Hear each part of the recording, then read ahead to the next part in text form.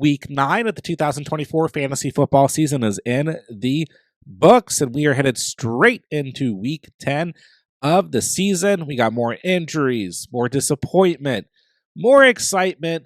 4 teams on bye week here in Week 10. The fantasy playoffs are right around the corner. The stakes are heating up, so you guys know exactly what we need to do. We need to go through every single matchup, go over every single wide receiver, and talk about who you should be starting and who you should be sitting as we approach Week 10. And before we do so, let me remind you guys that Underdog is the place you want to be if you want to get in on additional fantasy football action all season long. Their Week 10 NFL Pick'ems are already going live, and Underdog is giving all new users who sign up with promo code THECATCH a free NFL Pick'em to use towards Week 10's action. And on top of that, Underdog is also giving all new users who sign up with promo code THECATCH a 50% deposit match up to $1,000.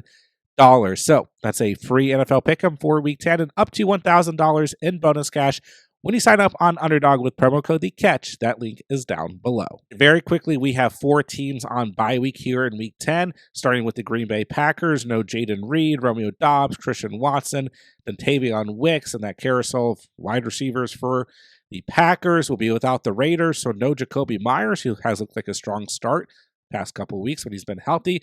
No Cleveland Browns, so no Cedric Tillman, no Jerry Jeudy, no Elijah Moore, and no Seattle Seahawks, so no potential for DK Metcalf returning this week. Hopefully he's back after the bye week.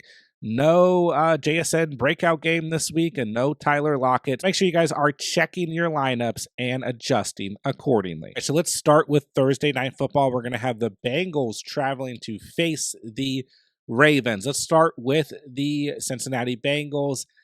Pretty easy here. We're starting Jamar Chase, your wide receiver 1 in fantasy football on a weekly basis. A little bit of a down week against the Raiders. 11 targets, 7 grabs, 43 receptions, but still 11.3 fantasy points. He now has double-digit fantasy points in every game on the season except for Week 2 against the Chiefs. This Ravens secondary has been god-awful on the season, so there is no reason whatsoever to not have Jamar Chase in your starting lineup. Now, T. Higgins, on the other hand, missed this past week dealing with that quad injury, so as long as T. Higgins suits up this week, is active and plays, then we're going to continue to start T. Higgins, who also only has 1 single-digit fantasy performance in games that he's played in so far on the season. So I know we've missed T. Higgins in the last 2 weeks, but hopefully he's back this week. It's a great matchup. Even on a short week, we got to fire up T. Higgins if he's active. As far as anyone else here, I know Yoshi caught a touchdown this past week, but he only had 1 catch. He's seen very, very low volume in the past couple weeks. Didn't benefit from the absence of T. Higgins. Neither did Jermaine Burton, who did not play this past week, was a healthy scratch. Some sort of discipline thing going on there. Not sure what happened. But Zach Taylor, head coach of the Bengals, has come out and said that Jermaine Burton will play in Week 10 against Baltimore, but he's not going to be a fantasy factor for us. So really pretty easy here. We're looking at Chase, we're looking at Higgins if he's healthy, and we are starting those guys.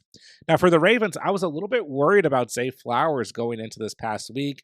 We had the addition of Deontay Johnson to this roster, Pat Surtain on the Broncos secondary good, all that stuff.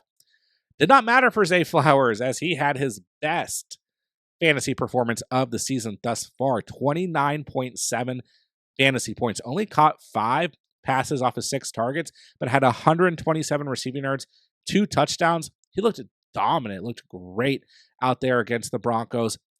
From this point forward, we're starting Zay Flowers no matter what. I mean, the lows are pretty low.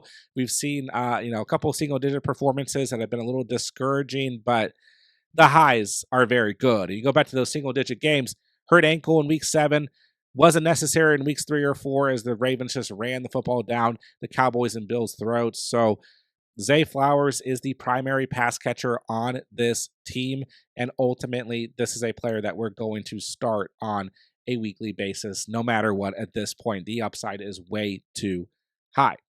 As far as anyone else here, Deontay Johnson on a snap count this past week was only on the field for 30% of snaps against the Broncos. Wasn't really necessary either. I'm not ready to start Deontay Johnson at this point in time. Let's kind of see how things shake out here And once we get a good sample size of Johnson in this offense, we can make maybe a decision then. But Rashad Bateman, Nelson Aguilar, none of these guys are going to be consistent enough at this point in time. I mean, Bateman was looking okay for a couple weeks. We liked him here and there due to matchups, but with Deontay Johnson on this roster, I'm just not so sure about Bateman. So really, we're going to look at Zay Flowers and those stud wide receivers for the Bengals. Start those guys. Everybody else is going to be a sit on a short week in this matchup. Moving along to Sunday, we've got an early morning game between the Giants and Panthers overseas. So what do we do here? Because we do have a good overall matchup. Sometimes these early games can get a little weird, but we also don't have the two best teams in the world out here. But let's start with the Giants. 14.9 fantasy points in week 9 for Neighbors, 11 targets, 9 catches, 59 receiving yards. Seen a little bit of a lower ceiling as of late for Malik Neighbors, but he is still the primary pass catcher on this team. And it's a smash matchup against the Carolina Panthers. So continue to start Malik Neighbors. This could be one of those games where he kind of bounces back with a big performance. And overall, 14 fantasy points his last 2 games. It hasn't been that bad. We're just missing that high kind of upside game with no touchdowns in the past 3 starts. But Neighbors got to be a must-start wide receiver against the Panthers. Rondo Robinson, 4 fantasy points this past week, 8.3 in week 7, 8 in week 8. He's kind of a guy that I was still okay flexing due to matchups. And I mean, I feel like we're going to sit him this week and then he's going to have a good game because he's playing the Panthers. But ultimately, I just don't feel that good about Robinson. There's no upside really here, maybe outside of the fact that he's playing the Panthers. So I'm going to set Robinson for now. Then Darius Slayton was starting to piece together a decent game against the Commanders and then got hurt. And we don't really know his status going into this week, but I don't know that I'm super confident in starting Darius Slayton. Maybe he's a sneaky play due to the matchup here, but you'd have to be in a pretty tough position, I think, to consider Robinson or Slayton. If you absolutely need them, hey, the matchup is there. That's about all we got going into the week. Now, on the other hand, for the Panthers, Xavier Leggett, 6 targets, 4 grabs, 33 receiving yards, a touchdown, and 13.9 fantasy points against the Saints this past week. But he also got a little bit banged up in that matchup as well. So I like Xavier Leggett as long as he's healthy this week. I think he's a solid flex option. I'm not going to call him anything more than that. Jalen Coker, on the other hand, had 3 targets. Didn't really do much and honestly had some opportunity for more opportunity in that game and didn't necessarily get those targets. Jonathan Mingo, just not relevant. David Moore had 4 targets, 2 catches, but still not relevant enough to consider a start. So you can continue to keep an eye on Jalen Coker, but I just don't think we're going to start him anytime soon. Xavier Leggett, if he's healthy this week, is a decent flex as we go into week 9. Moving along to Sunday afternoon, we're going to start with the Patriots traveling to face the Bears. So Demario Douglas, 10 fantasy points this past week. Not too bad with our guy Drake May at quarterback. 9 targets, 7 grabs, 35 receiving yards. Sure, you could flex Demario Douglas if you want to, but it's not a great matchup here. He's going to see Jalen Johnson for a majority of this game. I just don't think there's enough real upside to go out and start Demario Douglas. But I guess if I was forced to start a Patriots wide receiver, it would be Douglas. We look at this depth chart here. We saw a little bit more involvement out of Kendrick Bourne this past week because he had 6 targets and 4 grabs. KJ Osborne missed this past week. Kayshon Boutte had 6 targets, 2 grabs, 18 receiving yards. There's just nobody here that I want to start. Jalen Polk was only on the field for 13% of snaps. So if you're absolutely desperate, you could throw Douglas out there. But I'm not expecting much out of him. And quite frankly, I'm not expecting much out of the Bears wide receivers either. I mean, this has got to be one of the most frustrating wide receiver rooms when it comes to fantasy football. DJ Moore, I told you guys, giving him one last chance last week. 7.3 fantasy points against the Cardinals. 9 targets, 4 grabs, 33 receiving yards. I mean, come on. What do we do with this Bears passing attack? Caleb Williams was 22 of 41 for just 217 passing yards. He's now dealing with an ankle injury. It's not expected to be serious, but that certainly doesn't help things. Keenan Allen had 7.6 fantasy points. And of course, Roma Dunze rose from the dead and had 15.4 fantasy points, 7 targets, 5 grabs, 104 receiving yards, his first double-digit mark since week 3. So, to be honest, I don't like any of these guys this week, but it is a good matchup. This Patriots defense is just flat out bad. They're not intimidating against the wide receiver or the running back position. So, sure, you got one of these guys. You don't have anything better due to injuries, due to bye weeks. You can throw them out there and cross your fingers. They're flex worthy due to the matchup, but I'm not going to go out of my way at this point in the season to start any of the Chicago Bears wide receivers. In my opinion, they are desperation flex plays only. Next up, we have the Niners traveling to face the Tampa Bay Buccaneers, and certainly two interesting wide receiver rooms here. Let's start with the San Francisco 49ers. If Deebo Samuel suits up and plays, hopefully he's got enough rest and has been able to recover from the rib injury that he suffered against the Cowboys in week 8 as the Niners were on bye week this past week. If he plays, yeah, I'm going to fire up Deebo Samuel against a Tampa Bay Buccaneers secondary that has not been playing very well on the season thus far. Jawan Jennings, on the other hand, is expected to be back here in week 10. So as long as Jennings plays, I think he's a solid flex option, once again, in a good matchup against a Buccaneers secondary that has not been very good on the season so far. So, Jennings out there maybe on the waiver wire, sitting at 59% roster at the time of recording this. Probably an okay play this week. Now, I want to like Ricky Pearsall this week, but I think we go back to week 8 where he had 11.7 fantasy points. No Jennings. Deebo left that game early. I don't think that I could have confidence in starting Ricky Pearsall this week. Let's continue to let him ride the bench and see what happens here. Hopefully we get, a nice consistent pattern emerge there. But as long as Deebo and Jawan Jennings play, I don't really have a lot of confidence in Ricky Pearsall this week, but maybe the matchup does present some opportunities. Now, I have to record these videos before Monday Night Football has been played, so I don't know how the Bucs wide receiver room has looked in Monday Night Football because it has not been played yet. But, we got Jalen McMillan, we got Sterling Shepard. They're both questionable. McMillan's dealing with a hamstring injury. Shepard is also dealing with a hamstring injury. So, really, we got Trey Palmer as well, who had 2 grabs in week 8. They're going up against a good Kansas City Chiefs defense on Monday Night Football. Yeah, maybe the volume is here for whoever's healthy, but I just don't feel good about this situation. This Tampa Bay Buccaneers team needs that week 11 bye week to get here. They need Mike Evans back. See what happens in Monday Night Football. If my views change, if there's any major injuries or anything, there will be a pinned comment down below. Next up, we have the Broncos, who are going to travel to face the Kansas City Chiefs. So this is a bad matchup for Courtland Sutton, who's coming off of a massive game against the Baltimore Ravens with 23.2 fantasy points, his best performance on the season yet. 10 targets, 7 grabs, 122 receiving yards. So one of my must-start players for week 9 really, really did well in that matchup, was great in week 8 with 17.1 fantasy points. You could definitely argue that Courtland Sutton should be in the start category, but I don't play around when it comes to this Kansas City Chiefs defense. So I think he's a good start, good flex option, solid this week. But I don't quite think we're going to get that same upside that we've gotten the past 2 weeks out of Courtland Sutton. In terms of anybody else on this roster, we saw another missed opportunity, overthrown ball to Troy Franklin in week 9. Just hasn't exactly been clicking on a regular basis for Franklin and Bo Nix. We had the missed opportunity in week 5, 2 good games in week 6 and 7 for Franklin with 10 and 11.6 fantasy points. Then 2 really good matchups in a row against Carolina and Baltimore, and it just didn't happen. So, yeah, going to stay away from Troy Franklin. Devon Vele, on the other hand, 3 targets, 2 grabs, 11 receiving yards, 3.1 fantasy points. Just not enough here. Sutton is the only Broncos wide receiver that we can even consider.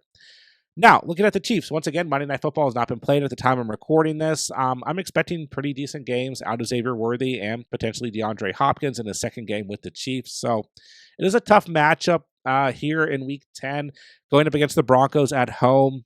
But I feel like the volume will be good enough for Hopkins, and the upside is still there for Xavier Worthy. So both of these guys still flexible, even in a tough matchup. Chiefs at home here should be okay.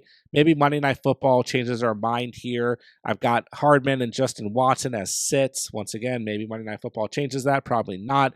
Juju Smith-Schuster not expected to play in Week 9. We'll see what his status is for Week 10. But right now, I'm just looking at Worthy and Hopkins as okay options with lower ceilings as we go into Week 10. Moving along, we have the Bills who are going to travel to face the Colts. This is another matchup with two interesting wide receiver rooms. So, Amari Cooper missed this past week. Kind of a surprise inactive, dealing with that wrist injury. So what do we do with this wide receiver room? It's kind of all over the place. Saw lower ceilings out of Keon Coleman and Khalil Shakir against a good Miami Dolphins pass defense with no Amari Cooper on the field. And we got Mac Hollins scoring a touchdown, of course. Then we saw Curtis Samuel only on the field for 26% of snaps. So Hollins just not consistent enough for me. Curtis Samuel also not consistent enough for me. We'll X those guys out. But what about everyone else here? I mean, I think they're all okay flex plays. You're going to get some, kind of variation here. Coleman's also coincidentally dealing with a wrist injury. You're going to get volatility out of this bunch. The guy I like the best is Khalil Shakir, but the Colts just gave up a really, really good day to Justin Jefferson, Jordan Addison, and Jalen Naylor of the Minnesota Vikings. So this feels like a good matchup for the Bills. All these guys are flexible, but just understand that you're going to get some variation when it comes to the potential upside out of this bunch. Taking a look at the Colts wide receivers room, and this is another wide receiver room that just drives you crazy, right? So Josh Downs about the only guy that I really am confident in putting in my starting lineup on a weekly basis. I expected a much bigger game out of him with Flacco at quarterback going up against the Vikings going into Week 9. They're giving up the 31st most fantasy points to wide receivers, but that Vikings defense looked great. Still 12 fantasy points for Josh Downs, 9 targets, 6 grabs, 60 receiving yards, and we didn't quite get a fantastic performance out of Joe Flacco, who also on paper had a good matchup. He didn't throw a single touchdown. He threw a pick, and he had a lost fumble, only throwing for 179 total passing yards. So what do we get here in Week 10 against Buffalo? I'm not quite sure, but I think Josh Downs continues to be a solid start. Michael Pittman, a little bit banged up as well, but it looks like he's good to go. 4 targets, 1 catch, 14 receiving yards, 9.3 fantasy points or less in his last 3 games. Just no thank you. I just prefer to sit Michael Pittman, avoid him if I can. Alec Pierce, 3 targets, 3 grabs, 41 receiving yards, 7.1 fantasy points. A.D. Mitchell, 1 target, 1 grab, a great reception for 22 receiving yards, 3.2 fantasy points. I mean, I just can't do it here. I'll roll with Josh Downs. If I own any of the other Colts wide receivers, I'm just not doing it this week. I just don't feel like the upside is there. Moving along to the Steelers, who are going to travel to face the Washington Commanders. Once again, very interesting wide receivers to go over here.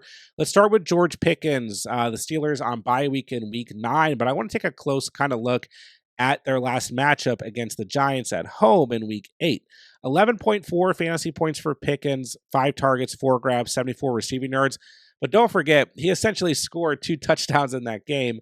They were just negated by penalties. So Pickens could have had his best fantasy performance of the season, which right now on paper he had in Week 7 against the Jets with 22.1 fantasy points. So I would continue to start George Pickens with confidence. I know this Commanders defense has looked better and better in the past couple of weeks, but the weakest part of this team is still the secondary. So I would feel pretty good about starting George Pickens this week. But I think if you're in an extreme desperation state, you could take a gamble on Van Jefferson or Calvin Austin. Calvin Austin had 20 fantasy points in Week 8. He caught a touchdown, and he had a touchdown in the return game. Van Jefferson had 5 targets, 4 grabs, 62 receiving yards, and 10 fantasy points. He also had some red zone targets, and he scored a touchdown in Week 7. So I don't know how confident I would be in starting Calvin Austin or Van Jefferson, but you're in a deep format, you're in a 16-team league, these guys are definitely worth a flyer, especially because after this week against Washington, they get the Ravens, the Browns, and then the Bengals. So a couple good matchups, and the Browns again, then Eagles, and the Ravens. I mean, that's a fantastic stretch overall upcoming for the Pittsburgh Steelers wide receivers. So don't be surprised if we start to see Calvin Austin or Van Jefferson be a little bit fantasy relevant here in the second part of the season. Looking at the Commanders, Scary Terry continues to look very scary in a good way. He's your wide receiver 7 right now. 15.9 fantasy points in week 9. Just 3 targets, just 2 grabs. Didn't matter because 2 of them were touchdowns, only 19 receiving yards. But Terry McLaurin just finding a way to get it done. The chemistry with Jaden Daniels is fantastic. A little bit of a tougher matchup this week, but he's been good in tough matchups so far on the season, although he's had a pretty easy strength of schedule. But ultimately, I mean, like 17.5 fantasy points in week 8 against Jalen Johnson and the Bears, and did that without scoring a touchdown. So Terry McLaurin has to stay in your starting lineup. He's a must-start player. Noah Brown, I think, is interesting. 11 fantasy points in week 9 after having 16.3 in week 8 against the Bears due to the Hail Mary. And, I mean, he's really kind of been the most next involved wide receiver on this team. So he has some flex appeal to a degree, but you'd have to be really desperate, really, really banged up and dealing with the bye weeks. I think he's worth watching, monitoring, picking up, stashing, all that stuff, but I'm not going to go out and start him. Then we got Zacchaeus, who had 2 targets, 2 grabs, 48 receiving yards, 6.8 fantasy points. He's the next guy on this roster, but really, we're just going to start Terry McLaurin. Not as much upside in Noah Brown and Zacchaeus as maybe Calvin Austin and Van Jefferson could have. For the most part, let's just start our studs in this matchup and move along. Next up, we have the Vikings traveling to face the Jaguars, and man, this should be a pretty one-sided game, but we'll see. Justin Jefferson, 21.5 fantasy points in week 9 against the Colts, 9 targets, 7 receptions, 137 receiving yards. Start Justin Jefferson.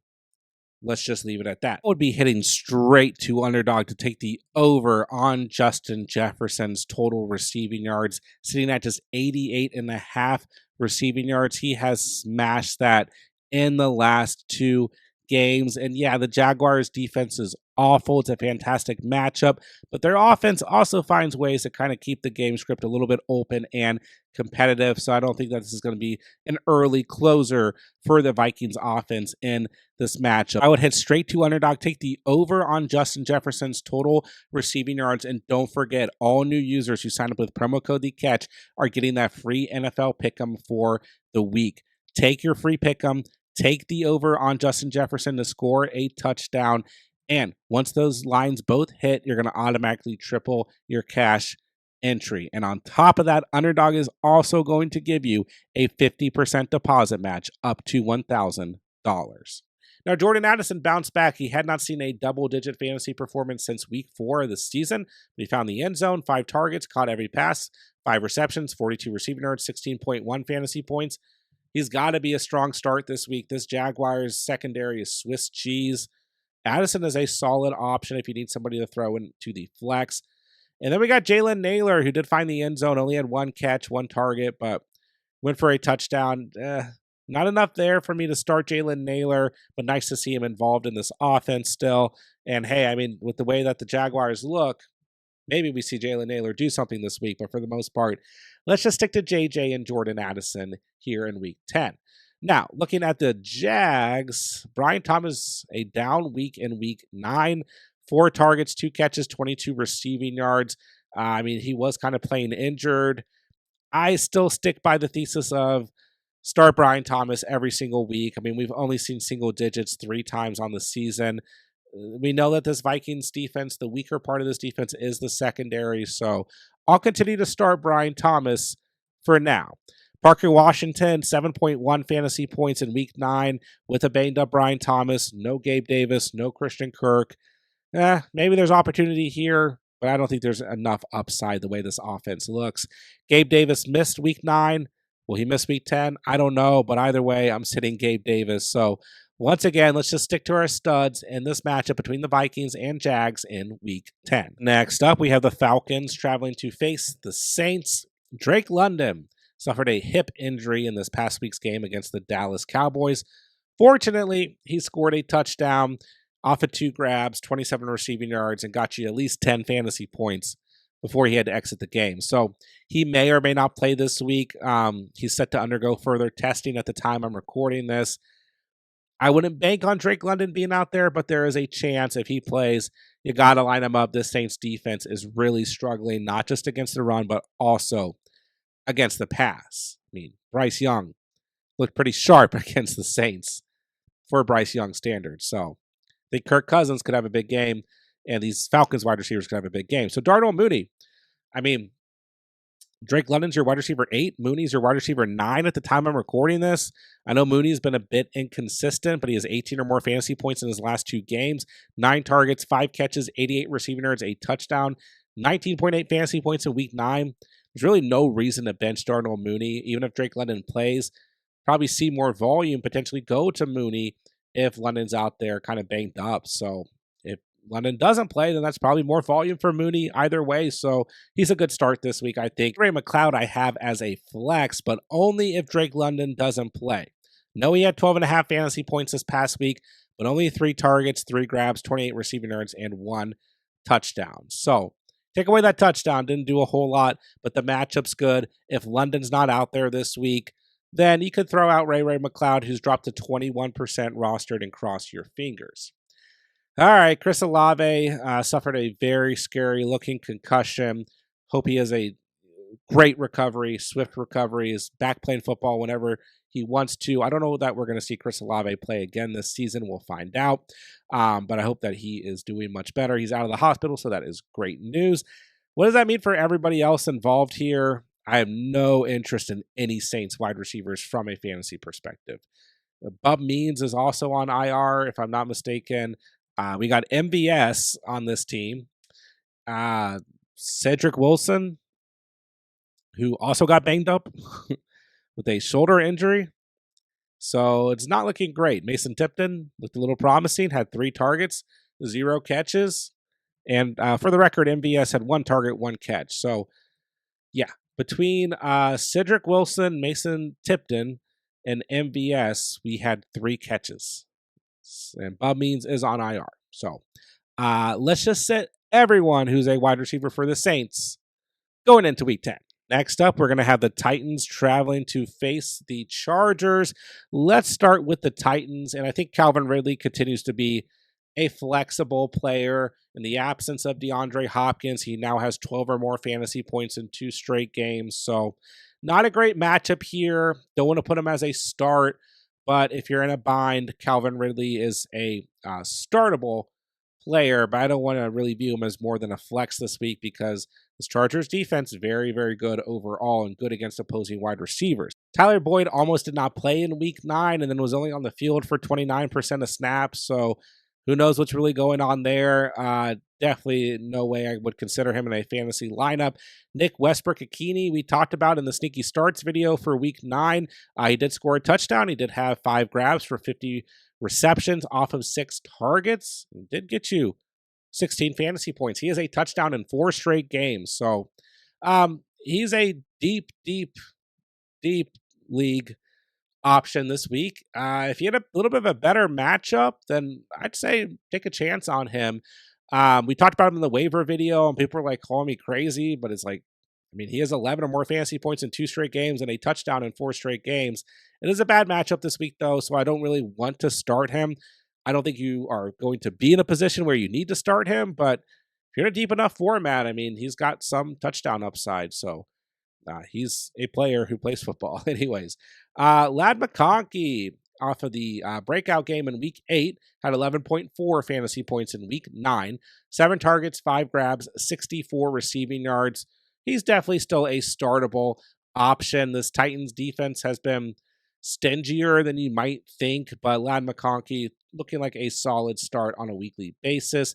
Quentin Johnston, another player that we talked about in the last minute waiver video going into week 9, 5 targets, 4 grabs, 118 receiving yards, a touchdown, 22 fantasy points. He now has 3 double-digit fantasy performances on the season in games he's played and 3 single-digit fantasy performances. So I think he's flexible. He sits at 28% roster. I think he's a good player to go pick up.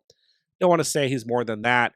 Josh Palmer also scored a touchdown off of 2 grabs, 63 receiving yards. I think he is also a flex option this week if you're desperate. The Chargers have started to throw the football a lot more. Justin Herbert has 279 or more passing yards in his last 3 starts. So maybe there's a little bit of wealth going around here at the wide receiver position. Don't want to get crazy here, but all these guys are worth starting as we go into week 10. Next up, we have the Jets, who are going to travel to face the Cardinals. Let's start with the Jets. Garrett Wilson, told you guys, buy him low after week 4, that performance against Pat Surtain.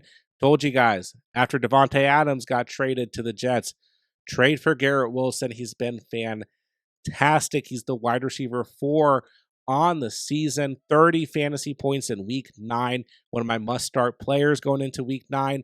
10 targets, 9 grabs, 90 receiving yards, 2 touchdowns, including probably the best catch of the entire season. It's another good matchup this week against the Cardinals, but I'm not going to underestimate this Cardinals defense. They are starting to look, dare I say, somewhat legit.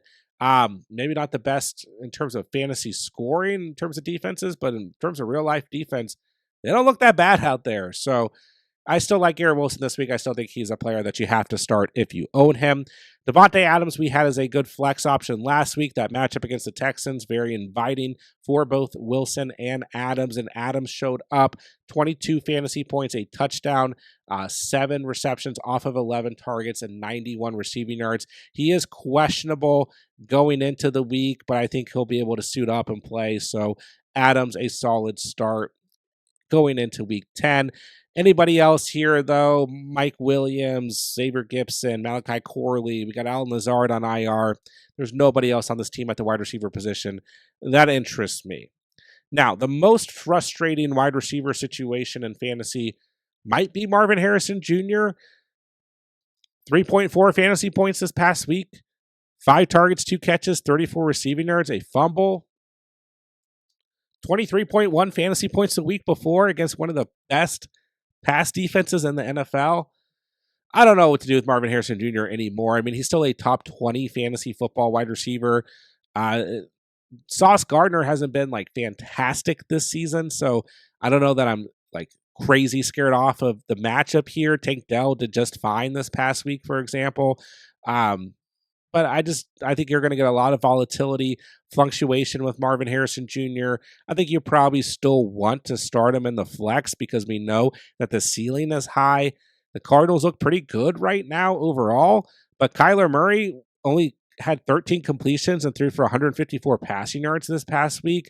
Was an awful day passing, but a great day running. So this team is very interesting right now, but I don't quite know that they're good from a fantasy perspective on a consistent basis. Michael Wilson had 1 target, 0 catches. Greg Dortch had 1 target, 0 catches. So, I mean, Trey McBride, James Conner, those seem to be the guys that on a consistent basis we can trust in this offense. Hopefully Marvin Harrison Jr. gets there, but for now he's just kind of in that flex area. I'd probably still start him, but we got to tamper our expectations here in week 10. Next up, we have the Eagles traveling to face the Cowboys. So, A.J. Brown set to undergo an MRI. It is believed that he has avoided a serious injury, but he has some sort of knee injury going on. So, we're obviously going to have to sit back and see what happens with A.J. Brown, who had 4 targets, 2 catches, 36 receiving yards, and 5.6 fantasy points in a smash matchup against the Jacksonville Jaguars. If he plays this week, yeah, you got to start A.J. Brown no matter what. If he doesn't play, well, then obviously you're not starting him, but hopefully it's not too serious of an injury and we don't see a lot of missed time for A.J. Brown. But at the time I'm recording this, not quite sure what's going on. Now, Devonta Smith, either way, healthy A.J. Brown, non-healthy A.J. Brown, start Devonta Smith every single week. Great matchup in week 9 against the Jags. 6 targets, 4 catches, 87 receiving yards, a touchdown. One of the other best touchdown grabs we've seen all season long out of Smith in this game. My top buy low option after week 7 when he had 0.8 fantasy points. He's had 18 or more fantasy points since in each game. Devonta Smith is great. He's a model of consistency. Continue to start him in this divisional matchup. CeeDee Lamb. I mean, we just cannot avoid these injuries this season, ladies and gentlemen. He is tagged as week to week. There's optimism that he will play this week. So I think if CeeDee Lamb plays, you still start him. The weaker part of this Philadelphia Eagles defense is the secondary, and I know that Dak Prescott is, uh, he's expected to miss multiple weeks. So I think we can say with confidence that Prescott's not going to play this week. So, but the thing is, we've seen Cooper Rush and CeeDee Lamb coexist before and have good games together before. So I'm not going to freak out here and say that Lamb is not startable if Cooper Rush is a starting quarterback. Rush was the starting quarterback for the beginning of 2022. You go back and check CeeDee Lamb's stats there. Outside of week one, 15.1 points, 22.7, 21.1 or 21.7, sorry, 10.3, 12.7, 10.6. Like, yeah, the CeeDee Lamb is going to be fine. Maybe the ceiling's a little bit lower here, and maybe CeeDee Lamb doesn't play because Dak's not playing. And I don't know. This team just feels like they're up in flames right now. But if I own CeeDee Lamb and he's healthy, I'm going to roll the dice. Jalen Tolbert saw some more opportunities this past week, scored a touchdown. He's a little bit more dependent on, does CeeDee Lamb play or not? What type of volume can we expect out of Jalen Tolbert? Depends on if CeeDee Lamb plays or not. So he's an okay flex option this week, depending on the situation.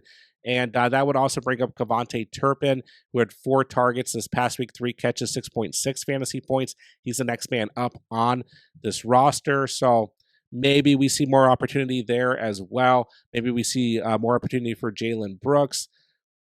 Jalen Tolbert's the only guy who's really done anything on this season. Turpin had a good game in week 3 against Baltimore, but everyone has a good game against Baltimore at the wide receiver position, it feels like. So, yeah, Tolbert's the only guy I take a shot on if I wanted to flex a player due to the CeeDee Lamb situation. I think even if CeeDee Lamb plays, there's probably still opportunity for Jalen Tolbert, but for the most part, I'm a little wary of the Cowboys as we get into week 10. All right, Sunday Night Football, we got a great matchup between the Lions and the Texans. So Amon-Ra St. Brown, I somehow got questions on Amon-Ra St. Brown this past week. I think his projections were lower, maybe because he's facing the Packers and Jair Alexander. I don't know. Maybe because of the rain. I don't know. But he always started Amon-Ra St. Brown. He came through in week 9, 18.6 fantasy points, 7 targets, 7 grabs, 56 receiving yards, a touchdown. Amon-Ra St. Brown has a touchdown in every game he's played in since week 3. So yeah, we start Amon-Ra St. Brown no matter what, okay? This is a great matchup against the Texans. This Texans secondary has not been good whatsoever. Jameson Williams should be back in week 10 from that 2-game suspension. I know he's got other off-the-field stuff going on, so maybe the Lions do something here and sit him. I don't think they will, though. The way this team looks is a big matchup here on the road against the Texans.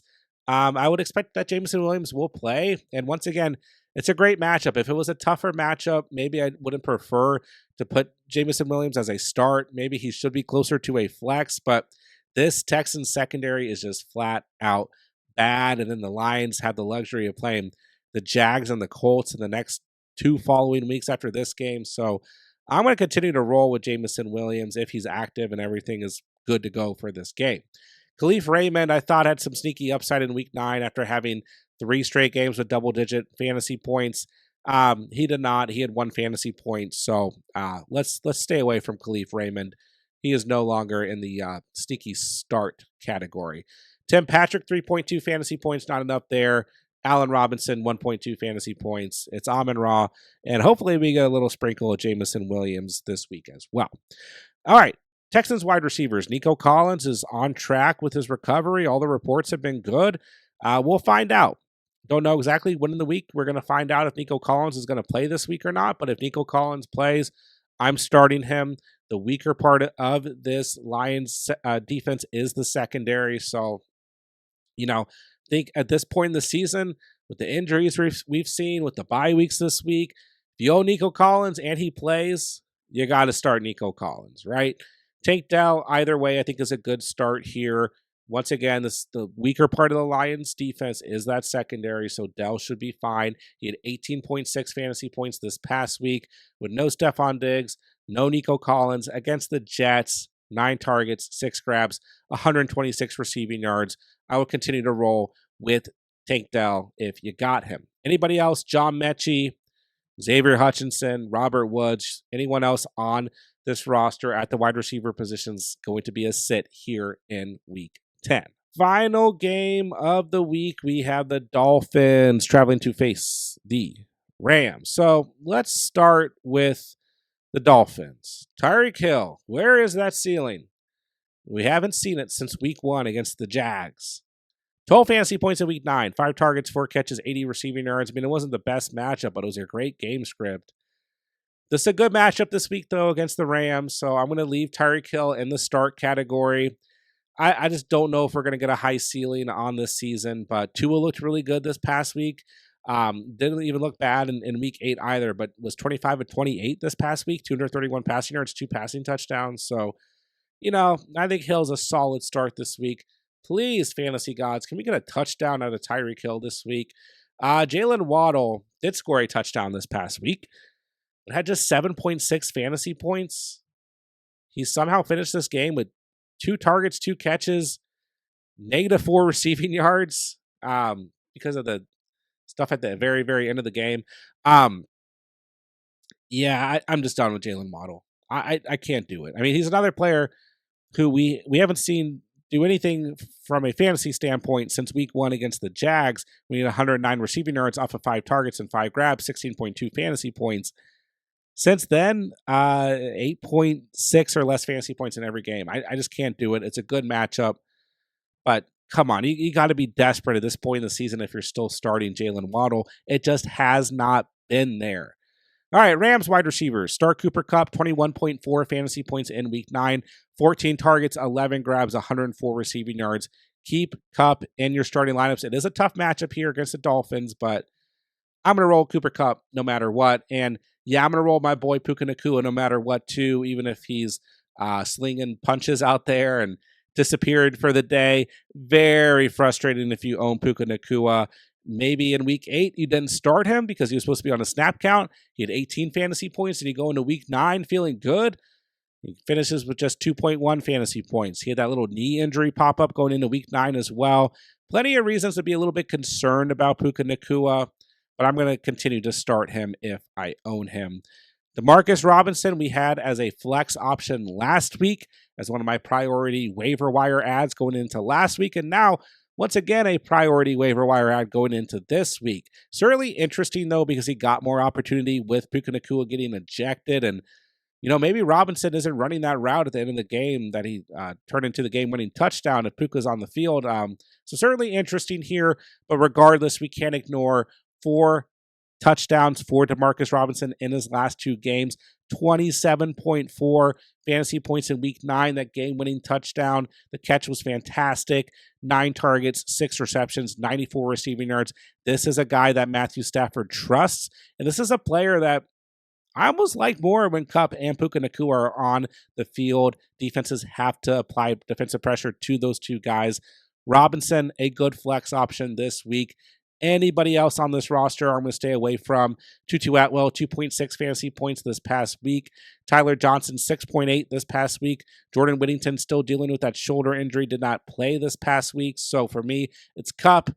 Let's get our faith back in Puka Nacua, Demarcus Robinson, if we're looking at the Rams wide receivers here in week 10. And that'll do it for today's video. There's every single matchup, every single wide receiver, and who you should be starting or sitting as we get into week 10 of the 2024 fantasy football season. Don't forget, guys, I'll answer every single comment on today's video. So if you guys need anything whatsoever moving into week 10 of the fantasy football season, make sure to drop me a comment. I'll get every single comment on this video answered before Thursday Night Football and before Sunday's slate of games. Guys, as the week goes on, we're going to have everything you could possibly need here on the channel, and hope you guys dominate week 10 of the fantasy season. So make sure you guys are subscribed so that you don't miss out on any of the content.